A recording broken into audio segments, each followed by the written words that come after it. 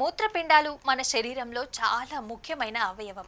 శరీరం నుంచి టాక్సిన్లని ఫిల్టర్ చేయటం, రక్తం నుంచి మలినాలని తొలగించటం, అదనపు ద్రవాన్ని మూత్రం రూపంలో విసర్జించడం వంటి ఎన్నో విధుల్ని కిడ్నీలు నిర్వహిస్తాయి. అంతేకాకుండా కొన్ని హార్మోన్లని కూడా ఉత్పత్తి చేస్తుంది. ద్రవం ఎలక్ట్రోలైట్ స్థాయిల్ని సమతుల్యం చేస్తుంది. అయితే హై బీపీ, డీహైడ్రేషన్, అలెర్జీలు, మందుల సైడ్ ఎఫెక్ట్స్, మూత్ర సంక్రమణ, కిడ్నీలలో రాళ్లు వంటి సమస్యలు ఇన్ఫెక్షన్లకి కారణమవుతాయి. కిడ్నీలలో ఇన్ఫెక్షన్లను నిర్లక్ష్యం చేస్తే మూత్రపిండాల వైఫల్యానికి కారణమవుతుంది. మూత్ర సంరక్షణ ఎక్కువగా మహిళలలో సంభవిస్తుంది. చికిత్స చేయకపోతే మూత్రపిండాలు ఇన్ఫెక్షన్ కి గురవుతాయి. ఇలాంటి పరిస్థితులలో మూత్రపిండాలు సరిగ్గా పనిచేయలేవు. అందుకే కిడ్నీ ఇన్ఫెక్షన్ లక్షణాలని సరైన సమయంలోనే మనం గుర్తించాలి. నిర్లక్ష్యం చేస్తే అవి డ్యామేజ్ అయ్యే ప్రమాదం కూడా ఉంటుంది. అసలు ఆ లక్షణాలేంటి, పాటించాల్సిన నియమాలేంటో మనం ఈ వీడియోలో తెలుసుకుందాం.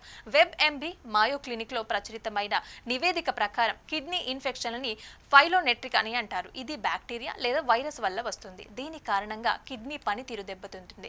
కొన్నిసార్లు ఇది యూటీఐ అంటే మూత్రనాళాల ఇన్ఫెక్షన్ల వల్ల కూడా వస్తుంది. మూత్రపిండాలకి వ్యాపించే మూత్రాశయ ఇన్ఫెక్షన్ల వల్ల ఈ సమస్య సంభవించవచ్చు.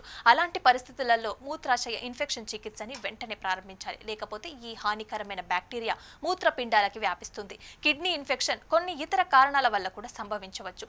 ఉదాహరణకి మూత్రనాళాల ఇన్ఫెక్షన్లు, కిడ్నీలలో రాళ్లు, బలహీనమైన రోగనిరోధక వ్యవస్థ, క్యాథెటిన్ ని ఉపయోగించడం వల్ల కూడా మూత్రపిండాల ఇన్ఫెక్షన్లు వస్తాయి. అయితే మూత్రపిండంలోని బదులుగా మూత్రనాళంలోకి మూత్రం తిరిగి ప్రవహించే రివర్స్ యూరిన్ ఫ్లో కూడా ఇన్ఫెక్షన్ కి దారితీస్తుంది. కొన్నిసార్లు మూత్రపిండాల ఇన్ఫెక్షన్లని శరీరంలోని ఇతర భాగాల నుంచి కూడా వ్యాపిస్తుంది. కిడ్నీ ఇన్ఫెక్షన్ లక్షణాల విషయానికి వస్తే మాత్రం మూత్ర విసర్జన సమయంలో నొప్పి, మంట, వాంతులు, వికారం, పొత్తి కడుపులో నొప్పి, జ్వరం, చలిగా అనిపించడం, వెన్ను నొప్పి, నడుం నొప్పి, మూత్రంలో నురుగు, మూత్రం దుర్వాసన రావటం, ఆకలి లేకపోవటం, గందరగోళం, ఈ లక్షణాల ఆధారంగా వైద్యుడినైతే మనం సంప్రదించాలి. ఇక మూత్రనాళాలని పరిశీలించి ఆ తర్వాత మూత్రనాళాలలో ఏదైనా సమస్యలు ఉన్నాయని వాళ్ళు గుర్తించి ఎంఆర్ఐ, అల్ట్రాసౌండ్, సిటీ స్కాన్లని ఉపయోగిస్తారు. ఇక వచ్చిన పరీక్షల ఆధారంగా చికిత్సని అందిస్తారు. బలహీనమైన రోగ నిరోధక శక్తి ఉన్నవారు కోలుకోవటానికి ఎక్కువ సమయం కూడా పట్టవచ్చు. ఇక కిడ్నీ ఇన్ఫెక్షన్లు నివారించడానికి రోజంతా పుష్కలంగా నీరు తాగాలని నిపుణులు సూచిస్తున్నారు. నీరు తాగటం వల్ల కిడ్నీలు సరిగ్గా పనిచేస్తాయి. దీంతో టాక్సిన్లని బయటకి పంపుతాయి. ప్రతిరోజు కనీసం 8 నుంచి 10 గ్లాసుల నీరైతే తాగాలి. కిడ్నీ ఇన్ఫెక్షన్ ఉంటే వెంటనే వైద్యుడిని సంప్రదించండి. ఇన్ఫెక్షన్లకి చికిత్స చేయడానికి వైద్యుడు యాంటీబయోటిక్స్ ని సూచిస్తారు.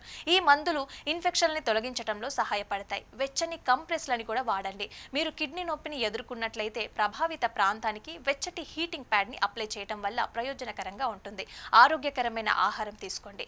విటమిన్ సి, యాంటీ ఆక్సిడెంట్లు అధికంగా ఉండే పండ్లు, కూరగాయల్ని ఆహారంలో చేర్చుకోండి. మూత్ర విసర్జన సమయంలో మంట, మూత్రంలో రక్తం, దుర్వాసన వస్తే కనుక వెంటనే వైద్యుడిని సంప్రదించాలి. ఇవి ఇన్ఫెక్షన్లకి సంకేతాలు. నిర్లక్ష్యం చేస్తే కిడ్నీలు కూడా ఫెయిల్ అయ్యే ప్రమాదం ఉంది.